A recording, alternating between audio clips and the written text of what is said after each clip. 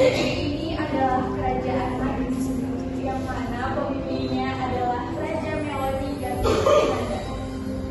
Raja Melodi adalah pencipta sebuah irama dan nada-nada yang indah, sehingga setiap tahunnya semua penduduk melakukan festival nada, di mana semua orang berkumpul, bernyanyi, dan bergembira merayakan kehidupan.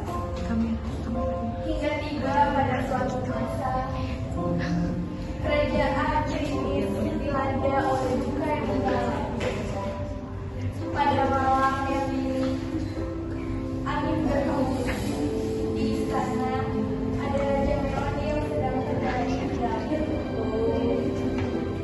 Raja Melodi ditemani oleh Putri Nada dan ditemani oleh Tuan Sim sang penasihat kerajaan.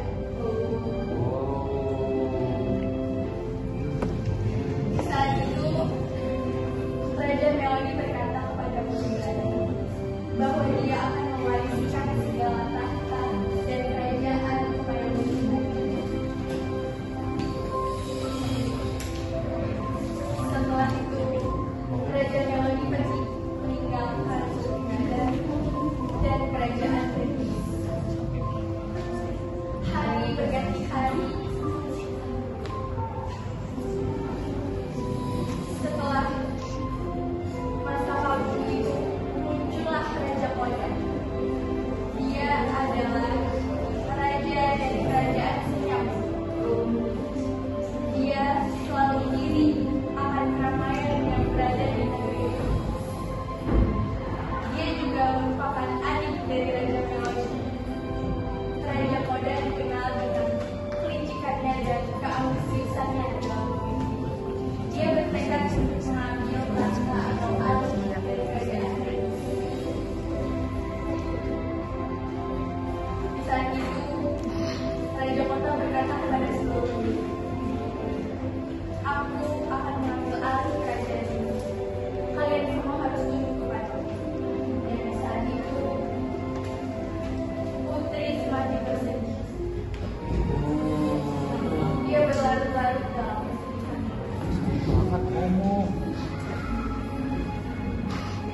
Di masa Putri bersedih, Fah dan Sol sahabat Putri datang menemui sang putri untuk mencari cara bagaimana cara.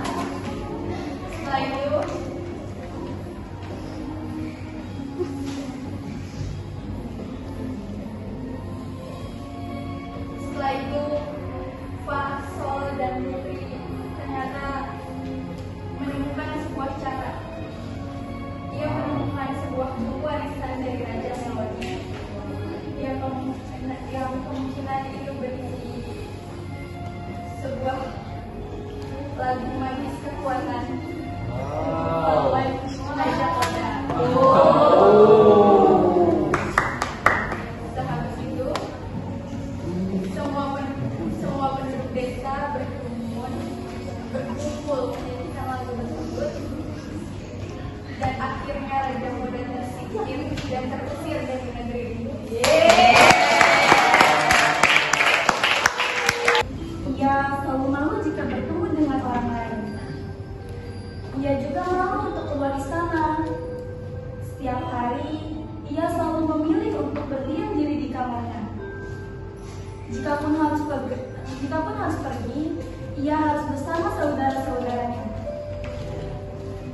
Pada suatu hari, Putri tersesat sendirian di tengah kota. Ia terpisah dari saudara-saudaranya. Karena takut dan malu, Putri pun bersembunyi di semak-semak. Ia malu bertemu dengan orang lain, apalagi bertanya jalan pulang kepada orang yang ditemuinya. Ia memilih untuk mencari jalan pulang sendirian. Lalu, perutku sangat lapar, tapi aku malu untuk membeli makanan, ujar Putri ketika sedang mencari jalan pulang. Karena tak kunjung menemukan jalan menuju istana, Putri menangis. Untunglah suara tangisnya itu terdengar oleh seorang pengawal yang sedang mencarinya. Ia pun selamat dan dapat pulang ke istana. Putri memang sangat pemalu. Ia sampai tidak punya teman. Karena itu, ia banyak merugi karena sifat pemalunya yang sangat berlebihan itu. Seperti kali ini, di istana tengah digelar pesta.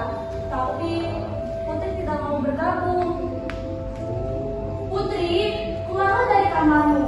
Temui tamu-tamu di pesta kita. Mereka juga sangat ingin bertemu denganmu. Ujuk Putri Permaisuri. Tidak, Ibu. Aku malu. Aku lebih baik berdiam di kamar saja. Tolak Putri. Ratu pun sedih mendengar penolakan putrinya. Bukan penolakan yang membuatnya bersedih, tapi karena sifat pemalu Putri yang sangat berlebihan itu. Akibatnya Putri jadi kurang pergaulan dan ketinggalan dalam segala hal. Ratu pun terus membujuk Putri agar mau keluar dari kamarnya. Tapi sayang, usahanya tetap gagal. Putri terus saja menolak. Putri tetap memilih berdiam diri di kamarnya. Tapi hingga larut malam, pas pesta tak kunjung selesai. Padahal Putri sangat lapar. Putri sangat ingin keluar kamar. Putri jadi telat makan dan sakit perut. Setelah pesta usai, Putri bergegas keluar dari kamar. Dia ingin makan. Lalu Putri melihat makanan. Tapi Putri kaget. Semua makanan telah habis. Putri pun menangis. Saat itu muncul Raja, Permaisuri, dan tamu-tamunya. Putri kaget dan hendak lari. Namun sebelum terlaksana, Raja berkata, "Tidak usah lari, temuilah tamu-tamu itu. Mereka tidak menakutkan." Putri terdiam. Ia mengamati para tamu satu persatu. Tapi tidak ada yang menakutkan. Ia pun menyadari kalau selama ini ia salah. Ia pun lari dan memeluk ibu dan ayahnya. Terima kasih ayah dan ibu.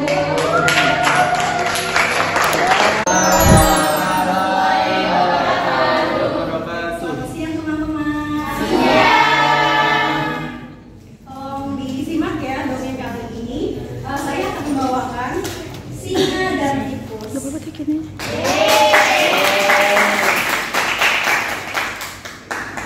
Di sebuah hutan terdapat kasih raja hutan bernama Singa. Singa yang gagah dan perkasa. Singa sangat disegani oleh binatang-binatang lain. Dan karena itu, singa menganggap dirinya luar biasa. Wah. Siang itu, sang singa sedang tidur di bawah pohon rindang. Lalu, di tengah-tengah hutan ada seekor tikus. Tikusnya sedang berlari di depan sang singa. Lalu, tidak sengaja menabrak hidung sang singa. Lalu sang singa terbangun, terkaget-kaget dengan apa yang ditabraknya. Lalu sang singa marah. Siapa yang membangunkanku? Lalu sang tikus menjawab, "Mohon maaf, saya sang singa. Aku tidak sengaja." Lalu sang singa menjawab, "Tetapi kamu sudah membangunkanku. Dan sekarang aku sangat lapar."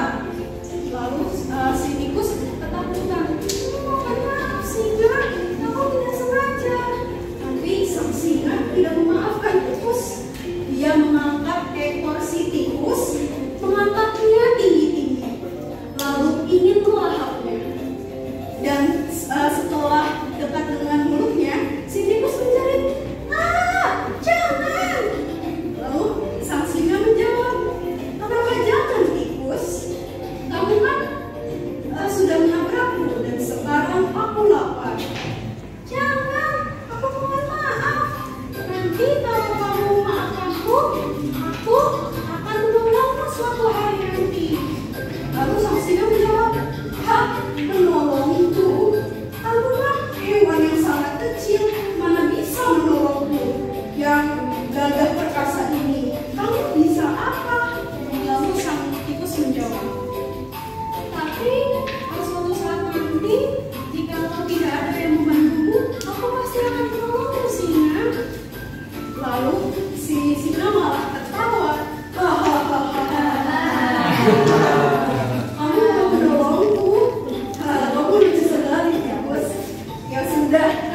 kamu lucu, aku akan memaafkanmu. Ya sudah, kamu bebas sana.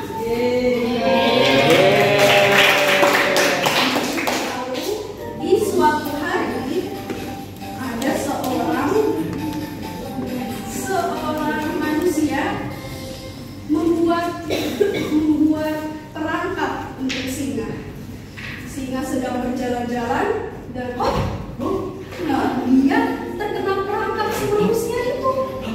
Lalu dia meminta tolong kepada semua hewan.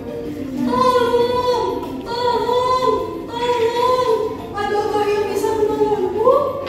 Lalu semua hewan sebenarnya mendengarnya. Wah, itu seperti ada suara yang mau meminta tolong ya. Tapi siapa ya? Aku juga takut karena suaranya sangat besar. Tapi si tikus mendengar suara itu. Aku tahu nih suara itu. Siapa ya? Aku pernah mendengarnya. Apa mungkin singa yang aku tadi itu ya? Aku mau lihat dulu deh. Lalu si tikus melihat ke sekelilingnya dan ketemu. Ternyata benar di situ ada singa. Lalu si tikus mendelang ke atas dan itu melihat sang singa. Singa, kamu kasihan sekali terjerat oleh para manusia. Aku ingin menolongmu. Lalu sang singa menjawab, "Hah, tikus, kamu kenapa di sini? Aku sekarang minta bantuan loh. Aku sebenarnya meminta bantuan kepada binatang yang lain. Ada binatang yang lain yang lebih besar yang bisa membantuku." Lalu si tikus menjawab, "Iya, karena itu aku di sini untuk menolongmu." Lalu sang singa menjawab, "Hah, kamu menolongku? Emang kamu bisa? Kamu sekecil itu." Lalu si tikus menjawab, "Iya, aku bisa. Aku akan menggigit tali itu untukmu agar kamu bisa terbebas dari sana." "Hah, beneran kamu tikus? Kamu bisa melakukannya? Kalau bisa, ayo coba lakukan." "Baik, singa." Lalu si tikus menggigit jaring-jaring yang merangkap si singa itu. Lalu ternyata si tikus bisa loh menggigit semua jaringnya. Jadi si singa terbebas. Berterima kasih kepada tikus. "Tikus, kamu sudah menolongku. Terima kasih banyak ya. Tapi aku tidak percaya kepadamu tadi. Aku kira karena kamu kecil, kamu tidak akan bisa menolongku." "Iya, singa. Ya sama-sama." Sejak hari itu, tikus dan gajah berteman baik dan jadi bestie.